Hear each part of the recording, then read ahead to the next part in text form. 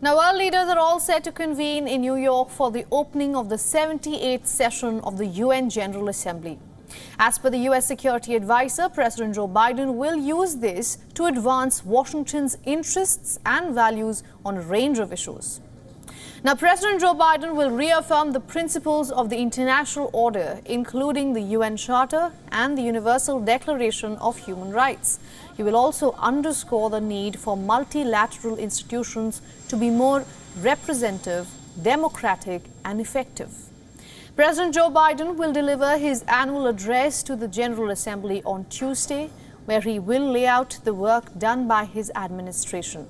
Soon after, the president will meet with the United Nations Secretary General Antonio Guterres.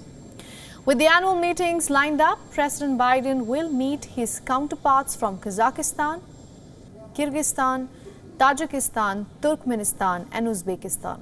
Now, this meet is bound to make it the first ever C5+1 presidential summit. The inaugural presidential summit will allow for the leaders to discuss matters like regional security, trade, climate change, and reforms to improve governance. Just on Wednesday, the US president will hold bilateral talks with the Brazilian president Lula da Silva and join him in an event with labor leaders from the two countries. The same day, President Biden will also hold talks with the Israeli Prime Minister Benjamin Netanyahu at the sidelines of the summit. The two leaders will table ways to deter Iran as one of the key agendas of the meeting. However, Israel's judicial reform push will also be part of the card. Now, the US president will then make a return to Washington to host the Ukrainian President Volodymyr Zelensky at the White House.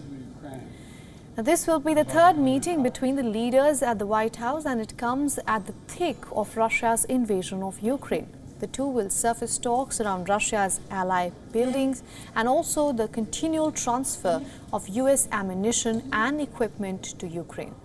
As per the pre-summit press conference, the US may make further announcements of additional resources, including weaponry for Ukraine. While talking about the war, the US Security Advisor Jake Sullivan recalled it as the country's core proposition at the G20 held in New Delhi earlier this month.